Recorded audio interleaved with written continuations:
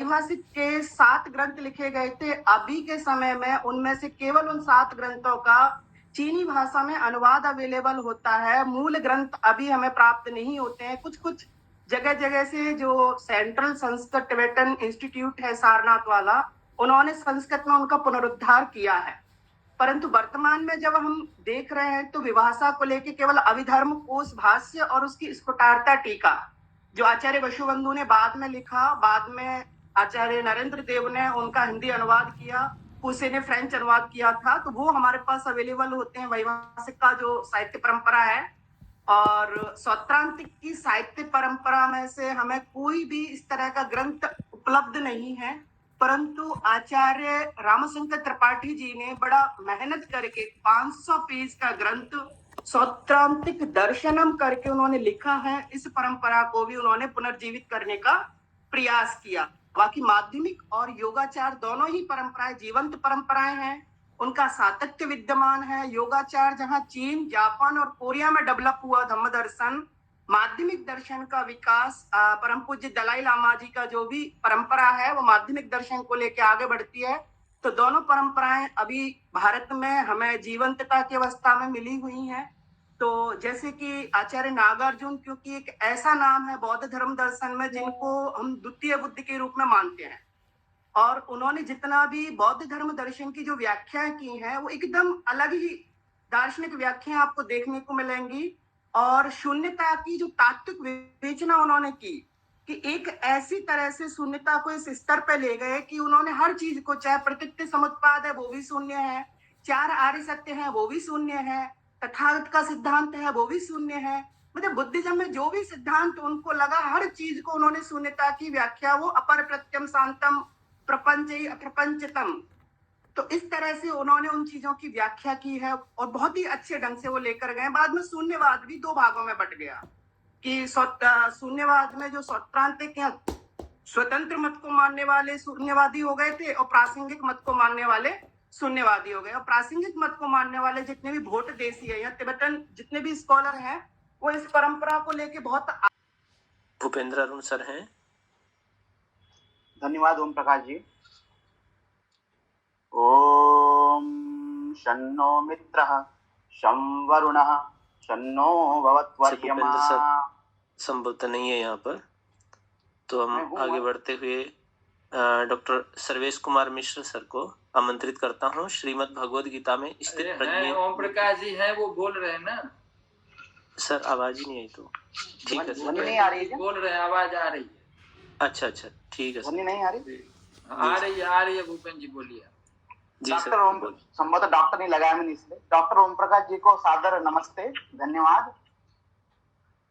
ओम शन्नो मित्रः शं वरुणः शन्नो भवत्वर्यमा शन्न इंद्रो बृहस्पतिः शन्नो विष्णुरुक्रमः। ओम नमः सभायै सभापतिभ्यश्च। प्रोफेसर अनिता स्वामी शोध संस्थान नई दिल्ली के द्वारा आयोजित इस संगोष्ठी के अध्यक्ष मेरे परम आदरणीय गुरुवर्य प्रातः स्मरणीय प्रोफेसर रामनाथ झा सर के प्रति मेरा सादर प्रणाम। संगोष्ठी की निमित्त भूता तथा आधार रूपा आदरणीय गुरुवर्य स्वर्गीय अनिता स्वामी वर्या मैम को भी, मैम के भ्रातृश्रेष्ठ तथा समस्त पारिवारिक जनों को मेरा सादर नमस्ते। इस संगोष्ठी में उपस्थित सभी अग्रज, अनुज तथा सहाध्यायी व्यक्ति विशेषों को मेरा ऐसा शोध कार्य था जिसके अंतर्गत अध्याय विभाजन होना संभव नहीं था। भूपेंद्र सर, आपकी आवाज नहीं आ रही है। आवाज नहीं आ रही?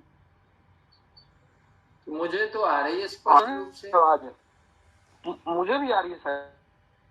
मेरी आवाज आ रही है सर? मुझे भी आ रही है आवाज। आ रही है, वहाँ आपकी कोई समस्या होगी, आवाज आ रही है, नेटवर्क समस्या होगी। भूपेंद्र जी आगे बढ़िए, आवाज अब मेरी आवाज आ रही है जो मैं बोल रहा हूँ? आवाज आ रही है, बोलिए बोलिए। आ रही है आवाज। जब यह सिनॉप्सिस लिखा जा रहा था तब मतलब अध्याय विभाजन के समय काफी समस्या हुई, तो गुरुजी ने तो कहा कि जब वहां बैठे थे तो अनिता मैम बोली, मतलब गुरुजी ने कहा कि अपने हिसाब से देख लीजिए जैसे बन सकता है। लेकिन मैम ने जब वो सिनॉप्सिस देखा तो मैम ने कहा कि अध्याय विभाजन की आवश्यकता क्या, जब आपका कार्य संपादन का है संपादन करना है तो उसके अंदर अन्य अन्य विषय समाविष्ट है, तो अध्याय विभाजन करने की आवश्यकता नहीं है, उपोद्घात कर दीजिए और वहां से अपना संपादन कार्य प्रारंभ कर दीजिए। पुनश्च उसमें उपसंहार वगैरह में आपको जो देना है वो दे दीजिए। तो उस समय मैम का मैं आभारी था। तब यही पद्मनाभ मिश्र जी के इस ग्रंथ पर कार्य चल रहा था। जब इस ग्रंथ को पुनः देखा तो मुझे मैम की सहसा जो है याद हो आई।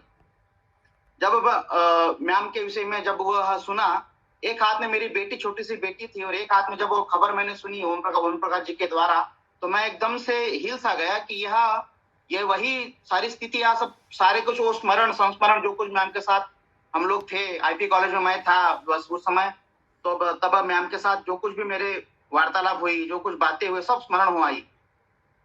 तो इसी प्रसंग में मैंने यह जो शोध पत्र है वो पढ़ने का और पठन करने का निर्णय लिया है। वस्तुतः यह शोध कार्य सर्वे समाप्त करूंगा। समय की मर्यादा का ध्यान रखूंगा, कृपया मुझे बीच में म्यूट न किया जाए। 10 मिनट में अपनी बात समाप्त कर दूंगा। आज का जो विषय है, श्रीमद् भगवद गीता में स्थित प्रज्ञ योगी का स्वरूप। श्रीमद् भगवद गीता तदिदम गीता शास्त्रम समस्त वेदार्थ सार संग्रह भूतम दुर्विज्ञेयार्थम। आचार्य आदि शंकर श्रीमद् भगवद गीता उपोद्घात में कहते हैं कि यह जो भगवद गीता शास्त्र है वह संपूर्ण वेदों का सार है और इसे समझना बहुत ही कठिन है। ये आसानी से समझ में आ नहीं सकता। तो गीता सुगीता कर्तव्या, गीता को ही अच्छे से गाएं। अब प्रश्न उठता है कि स्थित प्रज्ञ योगी का स्वरूप, स्थित प्रज्ञ किसे कहते हैं? अर्जुन ने भगवान श्री कृष्ण से प्रश्न किया, स्थित प्रज्ञस्य का भाषा समाधिस्थस्य केशव स्थिति किम प्रभाषेत किमासीत ब्रजेत किम। कि समाधि में स्थित जो स्थित प्रज्ञ पुरुष है उसका स्वरूप क्या है? स्थित प्रज्ञ व्यक्ति कैसे बोलता है, कैसे बैठता है, कैसे चलता है? तो अब स्थित प्रज्ञ कहते किसको हैं? स्थिता प्रज्ञा यस्य सह इति स्थित प्रज्ञा। जिसकी प्रज्ञा, जिसकी बुद्धि जो है स्थित हो जाए, परमात्म तत्व में स्थित हो जाए, उसको स्थित प्रज्ञ कहते हैं। हम सभी की बुद्धि पहले तो समाधि में स्थित होने के लिए कि हम समाधि में जाएं, उससे पहले बहुत सारी ट्रेनिंग होती है। इस मानव शरीर को प्राप्त करने के लिए 84 लाख योनियों में विचरण करते हुए हम एक अपने पुण्यों के फलस्वरूप इस मानव देह को प्राप्त करते हैं। सुर दुर्लभ ये शरीर देवताओं के लिए भी दुर्लभ है। अब इस शरीर में यदि हम आ गए हैं तो उसके बाद नाना प्रपंचात्मक जो यह जगत है, राग द्वेष काम क्रोध लोभ मोह मद मत्सर, इससे हम इतनी जकड़ लिए जाते हैं कि हम इसी में लीन होकर के रह जाते हैं। हम स्वार्थों से ऊपर उठ ही नहीं पाते। यहां पर पूज्यपाद स्वामी मैम का जो व्यक्तित्व है वो स्थित प्रज्ञ योगी का जो स्वरूप था उसके काफी नजदीक है। आदि शंकराचार्य अपने शंकर भाष्य में कहते हैं, जो 55वां श्लोक है दूसरे अध्याय का, कि प्रजहात यदा कामान सर्वान पार्थ मनोगतान आत्मन्येवात्मना तुष्ट स्थित प्रज्ञ सदोच्यते। कि जब प्रजहात यदा कामान, कि जब मनुष्य अपनी संपूर्ण कामनाओं का त्याग कर देता है और अपनी आत्मा में अपने आप में ही संतुष्ट रहता है, तब उसकी जो संज्ञा है वह स्थित प्रज्ञ कही जाती है।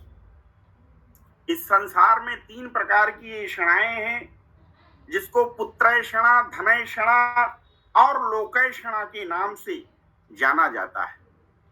हमको बहुत सारा धन प्राप्त हो जाए, हमारे पुत्र हो जाएं, यशस्वी पुत्र हो जाएं, लोक में हमारा यश हो, चारों तरफ हमारी जय जयकार हो, और इसके लिए भले ही यदि हमको कोई गलत काम करना पड़े तो हम वो गलत काम कर बैठते हैं ताकि 10 लोग हमारी वाहवाही करें।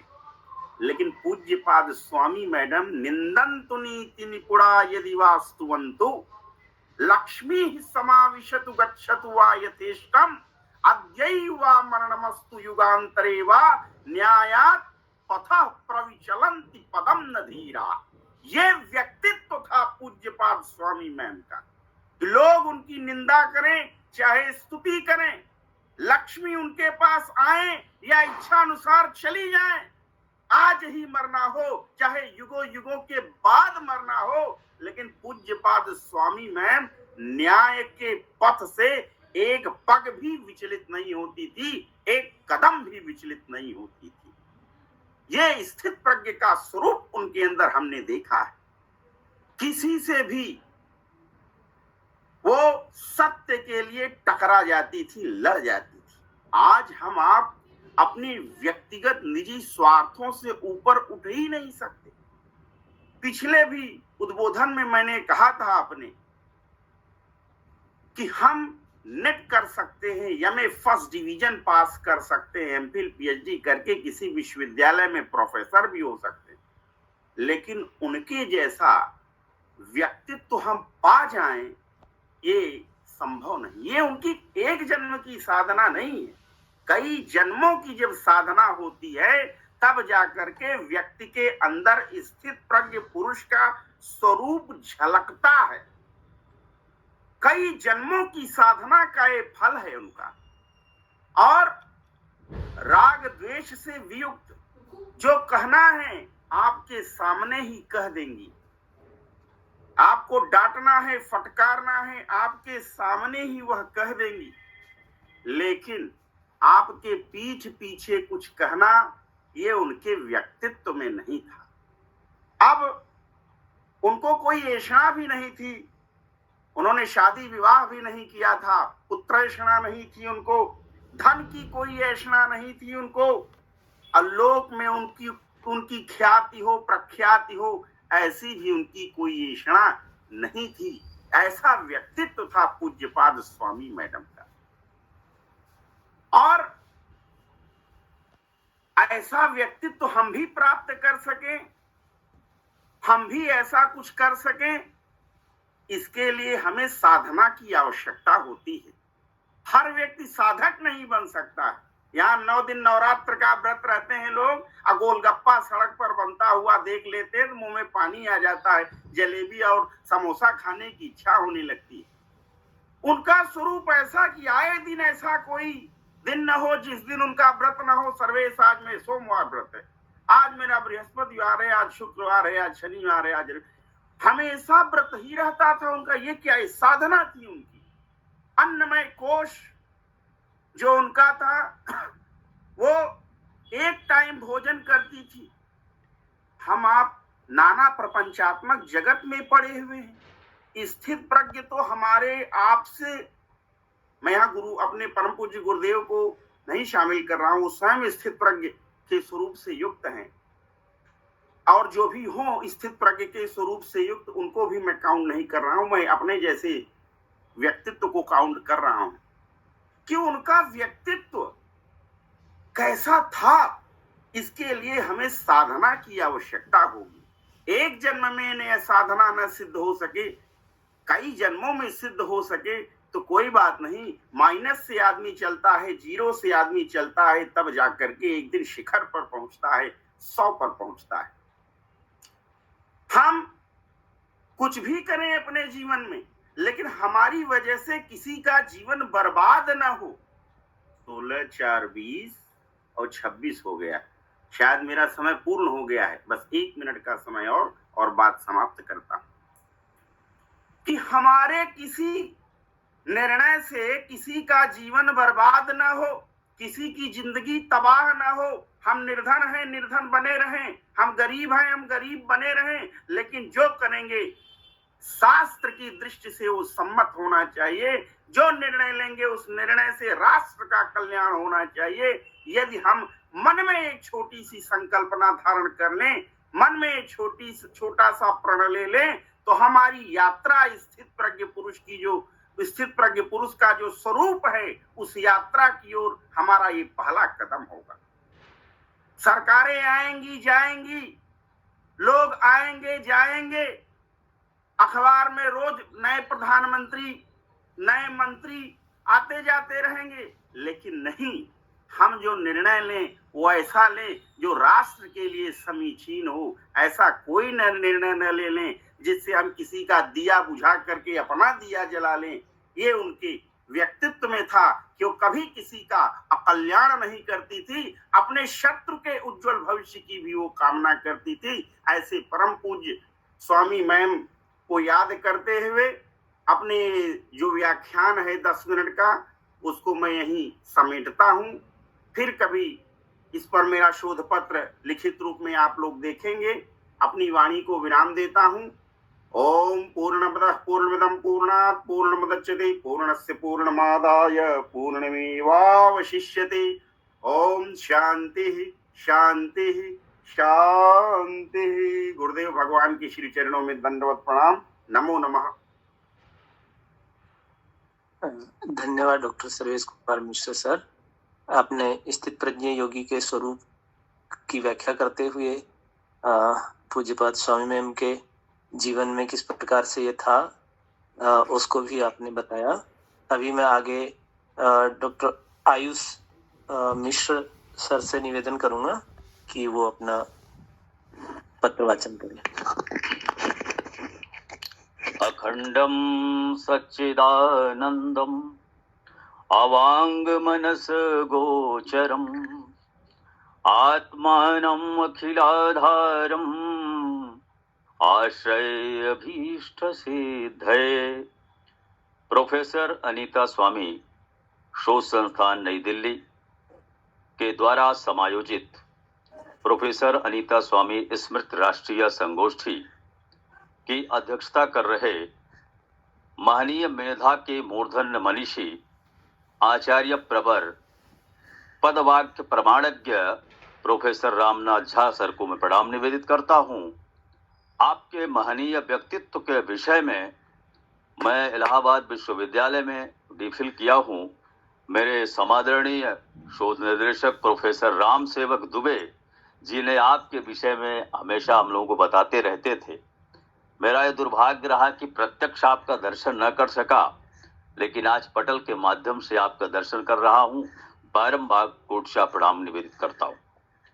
यह कार्यक्रम जो प्रोफेसर अनीता स्वामी के व्यक्तित्व को समर्पित है, आज धनतेरस के दिन दीपोत्सव के पूर्व में आयोजित है। धन रूपी जो ज्ञान रूपी जो धन है उसके प्रकाश में आज हम सभी विद्वान प्रकाशित हो रहे हैं। इस संयोजन में भाई डॉक्टर प्रदीप द्विवेदी जी का महत्वपूर्ण योगदान है, और जिन्होंने मुझे कहा कि आप भी इससे जुड़ें। मैंने सहर्ष कहा कि विद्वानों के वचनामृत से मैं अपने हृदय को आह्लादित कर सकूंगा, इससे अच्छा शुभ अवसर नहीं आएगा। वैसे तो मैंने गुरुवर्या प्रोफेसर अनीता स्वामी जी का भी दर्शन प्रत्यक्ष नहीं कर सका, लेकिन हम ऐसा मानते हैं कि गुरु परंपरा में जितने भी महनीय गुरुओं का योगदान होता है, जिनका कहीं न कहीं हम लोग ज्ञान से आप्लावित होते रहते हैं, उस सारे के सारे गुरु को है शीश झुका वंदन को, पंकज यो मृदुल चरण को, मेरा प्रणाम उपवन को, उपवन में खिले सुमन को।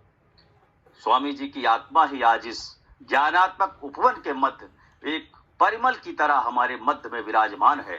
आज वो हमें अवसर दे रहा है कि हम उनको याद करें, और याद करते हुए संपूर्ण देश से जुड़े हुए विद्वानों की भावनाओं का भी समादर करते हुए अपने आप को ज्ञानामृत से रसास्वादन करें।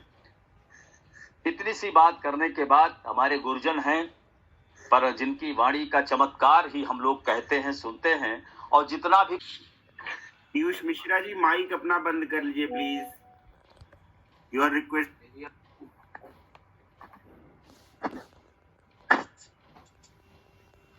हाँ, सबसे पहले तो गुरुदेव को नमन, और डॉक्टर प्रोफेसर अनीता स्वामी मैम के परिवारजनों को सादर प्रणाम। अखंड मंडलाकारं व्याप्तं येन चराचरं तत्पदं दर्शितं येन तस्मै श्री गुरवे नमः। अज्ञानतिमिरान्धस्य ज्ञानाञ्जनशलाकया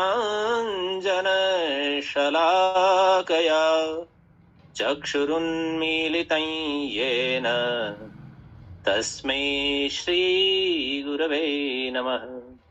तस्मै श्री गुरवे नमः।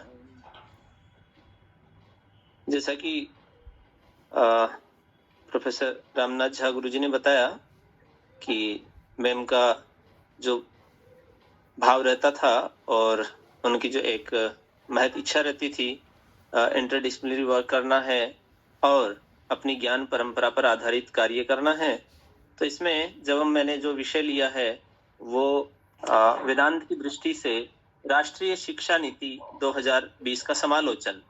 तो जब मैंने राष्ट्रीय शिक्षा नीति को देखा तो उसमें ये जो पक्ष है, चाहे इंटरडिसिप्लिनरिटी की बात है या अपनी भारतीय ज्ञान परंपरा की बात है, वो दोनों ही पूर्ण रूप से घटित होते हैं, उनको आधार बना करके ही बनाई गई है, ऐसी ये प्रतीत होती है।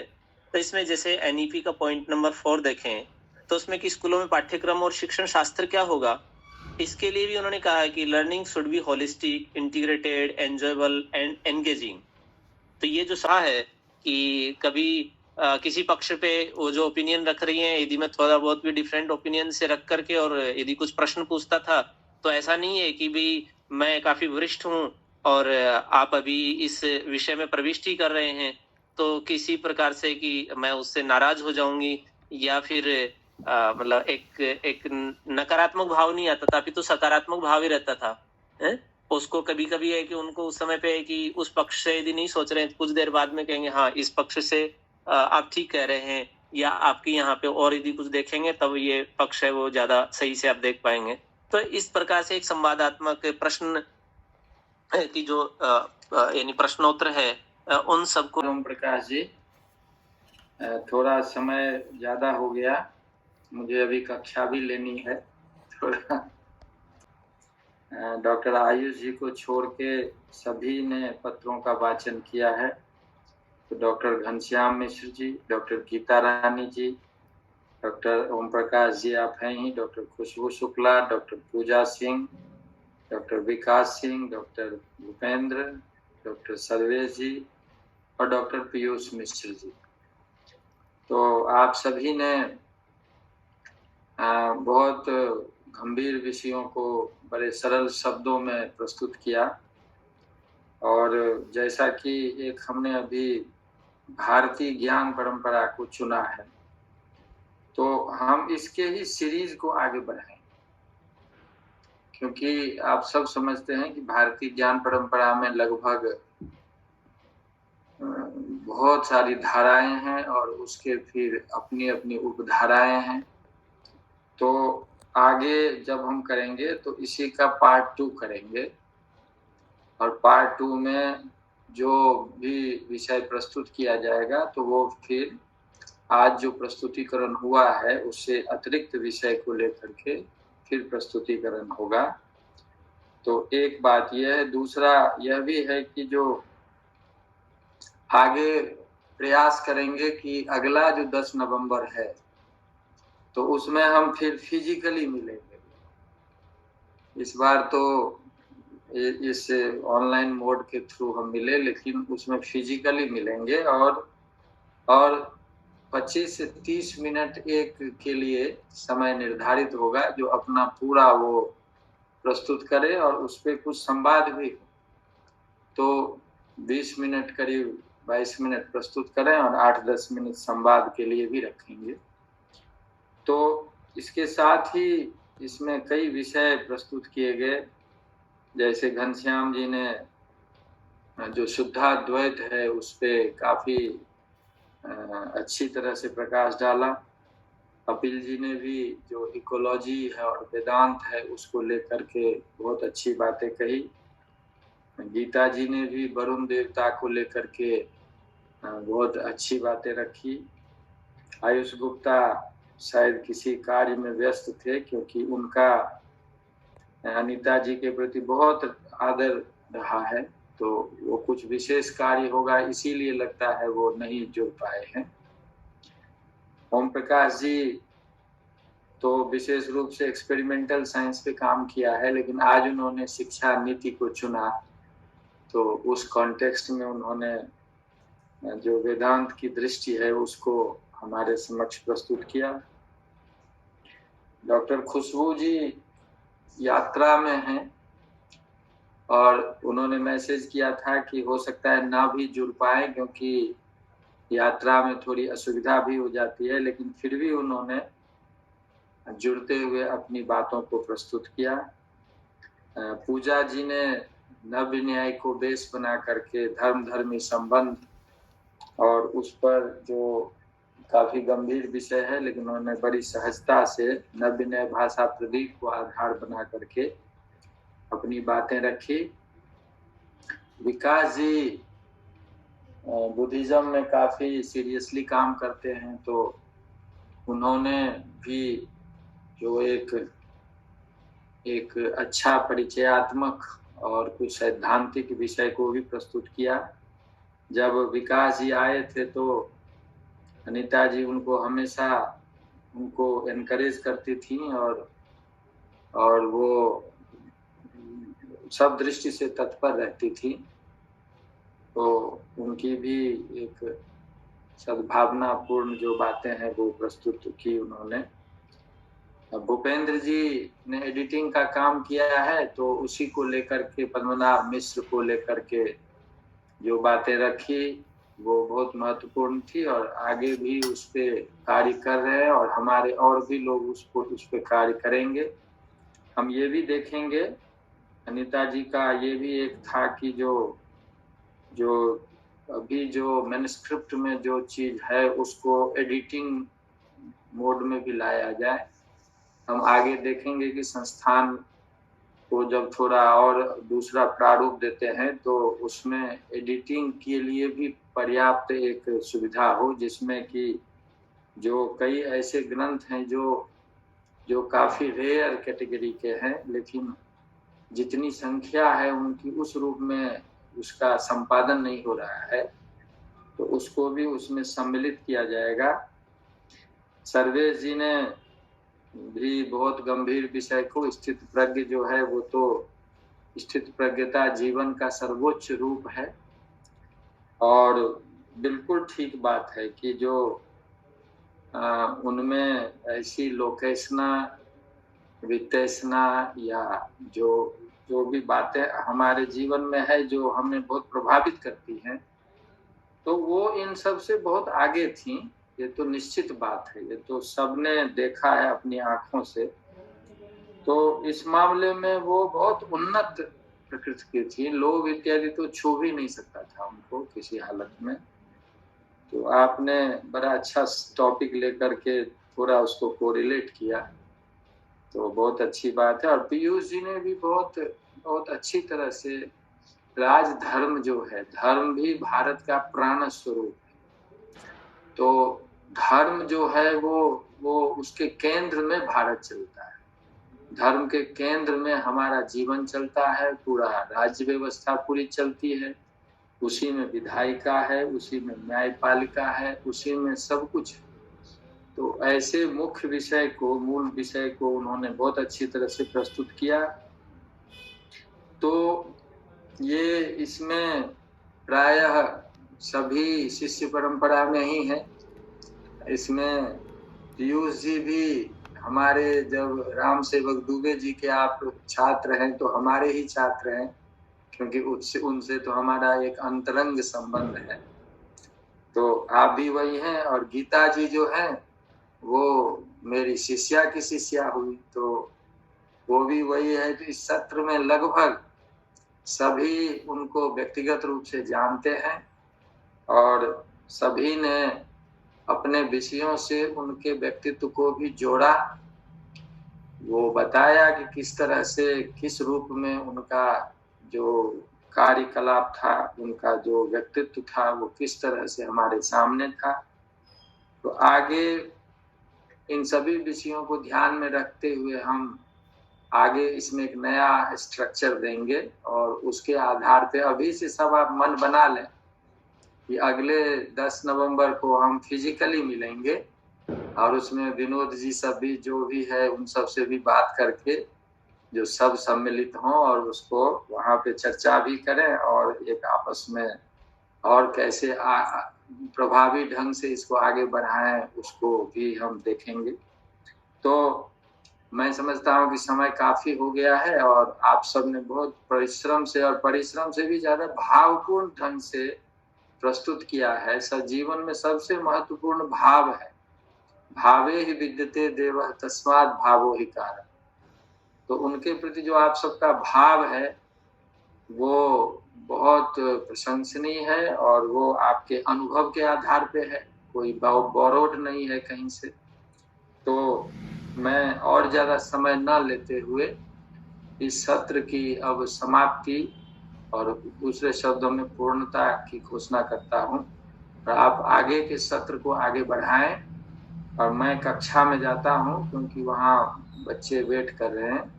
तो जब मैं वहाँ से लौटता हूँ तब तक यदि समय रहा तो मैं जुड़ूंगा एक बार और मेरी शुभकामना है कि आगे ये सारी चीजें आगे बढ़ती रहे। सभी को एक बार शुभकामना, बधाई और सबको प्रणाम करते हुए मैं अपनी वाणी को विराम देता हूँ। सभी को बहुत बहुत धन्यवाद, गुरुजनों को, पत्रवाचकों को और प्रोफेसर अनिता स्वामी उनके परिवारजनों को और उनकी शिष्याओं को, इंद्रप्रस्थ महिला महाविद्यालय से डॉक्टर माया वर्मा मैम को और अन्य मित्रजनों को, सभी को धन्यवाद। अभी हम फिर अगला सत्र प्रारंभ करेंगे 2 मिनट बाद में। यहाँ पे डॉक्टर प्रवीण द्विवेदी सर होंगे, तो आगे प्रवीण द्विवेदी सर इसका संचालन करें। मुझे लगता है कि ओम प्रकाश जी सभी जुड़े ही हैं, तो हमें प्रारंभ कर देना चाहिए था। और प्रथम सत्र में एक शायद नाम छूट गया था, डॉक्टर अरविंद कुमार का, तो मुझे लगता है कि उन्हीं से सत्र प्रारंभ करना चाहिए। और जो द्वितीय सत्र की अध्यक्षता है डॉक्टर महवीर अंजुम, भूगोल विभाग सहायक आचार्य इलाहाबाद विश्वविद्यालय प्रयागराज से, वो जुड़ चुकी हैं। मैं हार्दिक स्वागत, वंदन और अभिनंदन करता हूँ। जैसा कि प्रोफेसर अनीता स्वामी मैम का यह उद्देश्य रहा है कि संस्कृत को अन्य विषयों से जोड़ करके और खास करके वैज्ञानिक विषयों से जोड़ करके उसका अध्ययन किया जाए, तो उसी परिप्रेक्ष्य में आदरणीय डॉक्टर महवीर अंजुम मैम है। मैम की अनेक विदेश यात्राएं रही हैं और ये गंभीर शोधार्थी रही हैं। मैम की पीएचडी जो है वो अलीगढ़ मुस्लिम यूनिवर्सिटी अलीगढ़ से हुआ है और इन्होंने प्रोफेसर राजेंद्र रजूभिया विश्वविद्यालय के में भी सहायक आचार्य भूगोल विभाग के पद पर कार्य किया है। मैम की लगभग 10 विदेश यात्राएं रही हैं, तो मैम एक अंतर्राष्ट्रीय विदुषी के रूप में प्रख्यात हैं। मैम प्रोफेसर अनीता स्वामी शोध संस्थान नई दिल्ली की ओर से मैं आपका हार्दिक स्वागत, वंदन और अभिनंदन करता हूं। और इस द्वितीय सत्र के संचालन हेतु डॉक्टर पीयूष मिश्र जो अतिथि प्रवक्ता हैं प्रोफेसर राजेंद्र रजूभिया विश्वविद्यालय के संस्कृत विभाग के, उनको मैं कहता हूँ कि आप द्वितीय सत्र के संचालन के दायित्व का निर्वहन करें। डॉक्टर पीयूष मिश्र। धन्यवाद सर। प्रथम सत्र के अध्यक्ष के रूप में रहे आदरणीय झा सर को एक बार पुनः प्रणाम करता हूं और आपके प्रति स्नेहाशीष मेरे प्रति बनी रहे, ऐसी आकांक्षा के साथ बारंबार प्रणाम। आइए, चूंकि ये आभासी पटल का जो कार्यक्रम होता है उसके साथ समय की प्रतिबद्धता साथ साथ चलती रहती है, तो उसी का अवधान लेते हुए हम इस कार्यक्रम को शुरू कर रहे हैं। और सत्र में ज्यादातर हमारे शोधक छात्र हैं, उनके हमको कैसा सोचते हैं, भारतीय ज्ञान परंपरा को आधारित करके हम उनके भी विचारों को यहाँ पर उनका समाहार करेंगे। उसके पूर्व में जो आज की अध्यक्षता कर रही हैं डॉक्टर महाविश अंजुम जी, सहायक आचार्य भूगोल विभाग इलाहाबाद विश्वविद्यालय प्रयागराज। पूर्व में आप प्रोफेसर राजेंद्र सिंह रज्जू भैया विश्वविद्यालय में रही हैं, संभवतः मैं सही हूं तो मुझे ऐसी जानकारी थी, और आप इस कार्यक्रम की सदर हैं, आज की सदारत करेंगे। तो मैं आदरणीय डॉक्टर महाविश अंजुम जी से सांकेतिक निर्देश लेना चाहता हूं कि मैं सत्र को प्रारंभ कर सकूं। आपका निर्देश प्राप्त है और मैं आज के इस भारतीय ज्ञान परंपरा की दृष्टि की जो व्यापकता है उसको हमारे शोधक छात्र और हमारे विद्वान कैसा सोचते हैं। प्रथम सत्र में हमने विद्वानों की वाणी को सुना है, उसमें एक नाम अवशेष है डॉक्टर अरविंद कुमार जी, जिनका विषय है प्रोफेसर अनीता स्वामी का जीवन एवं त्रिविध कर्म की उपादेयता। हम चाहते हैं कि इस सत्र की शुरुआत डॉक्टर अरविंद कुमार जी से हो, आए और अपने विचारों से हम लोगों को कृतार्थ करने की कृपा करें। डॉक्टर अरविंद कुमार जी। जी सभी को नमस्ते। क्या मेरी आवाज आ रही है? जी आ रही है। जी हाँ। ओम।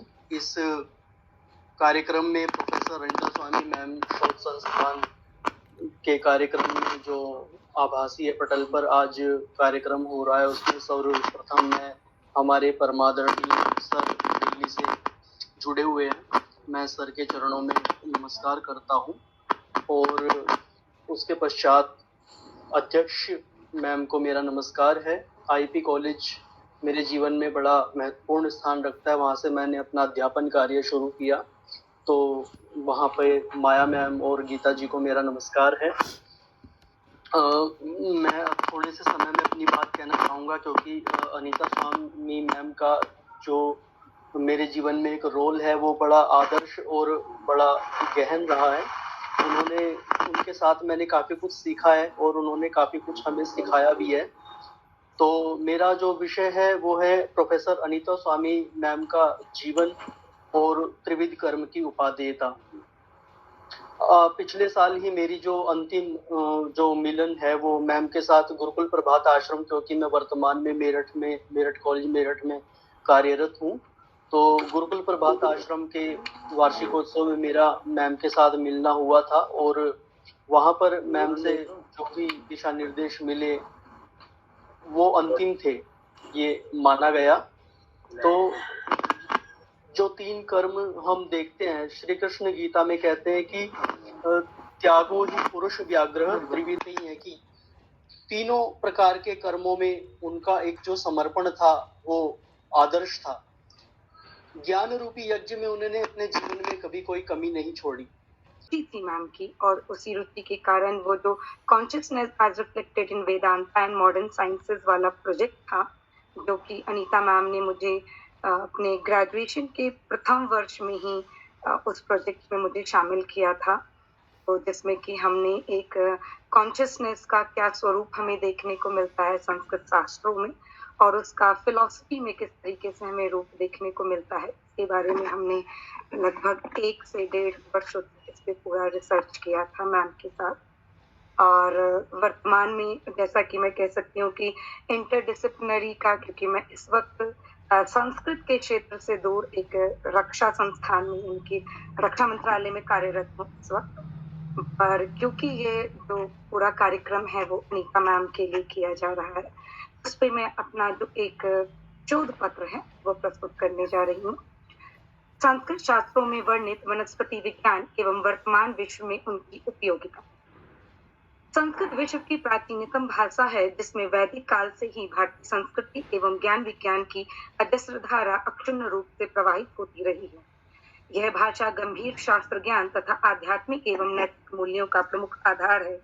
वेद, वेदांग, दर्शन, धर्मशास्त्र आदि के साथ साथ इसमें वैज्ञानिक विषयों पर प्राचीन भारतीय चिंतन का सांगोपांग विवेचन उपलब्ध है, जो वर्तमान समय में मानव कल्याण के लिए नितांत आवश्यक है।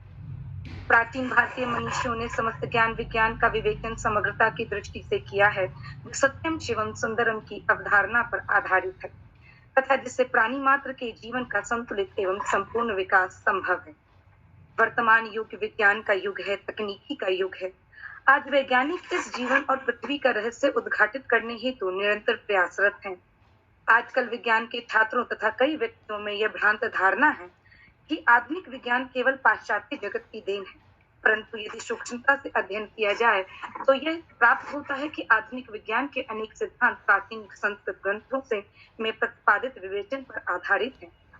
सूक्ष्मदर्शी के आविष्कार से पूर्व सूक्ष्म दुनिया के विषय में हमें विशद जानकारी उपलब्ध नहीं, किंतु यदि सूक्ष्मता से अध्ययन किया जाए तो यह ज्ञात होता है कि वनस्पति विज्ञान के विषय में संस्कृत साहित्य में पर्याप्त सामग्री उपलब्ध है तो हमारे पास सूक्ष्म जगत के रहस्य का उद्घाटन करती है, जिसके लिए विश्व के वैज्ञानिक सदियों से प्रयासरत हैं। संस्कृत साहित्य में वनस्पति विज्ञान से संबंधित पर्याप्त जानकारी उपलब्ध है। मानव तथा पौधे सदैव एक दूसरे पर आश्रित रहते हैं। मानव एक परपोषी यानी में मग्न अर्थात प्रकाश की साधना में जो संस्कृति निरंतर लीन रही है, उस संस्कृति को भारत कहा गया। प्रकाश शब्द से यहाँ ज्ञान अर्थ लिया गया है। ज्ञान को लेकर इस देश में अद्भुत आग्रह रहा है। इस पर अनेक पाश्चात्य विद्वानों के मत है। जैसे अल्बेरानी ने अपने ग्रंथ में कहा है कि भारतीय अपने ज्ञान के प्रति अखंड स्वाभिमान रखते हैं। एक अन्य अरब विद्वान का मानना है कि भारत अपने ज्ञान, बुद्धिमत्ता और विनम्रता के लिए प्रसिद्ध है। They are the creators of sublime thought and universal ideas. There is invention and remarkable concepts. ज्ञान परंपरा में ज्ञान का तात्पर्य यहाँ प्रायोगिक और विश्लेषणात्मक प्रक्रिया से प्राप्त ज्ञान से लिया गया है।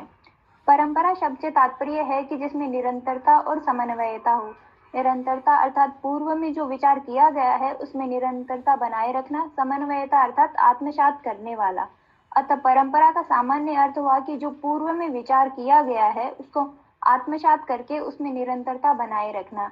उसी समन्वयता की भावना को कहा भी गया है, अयम निजः परो वेति गणना लघु चेतसाम उदार चरिता नाम तु वसुधैव कुटुंबकम।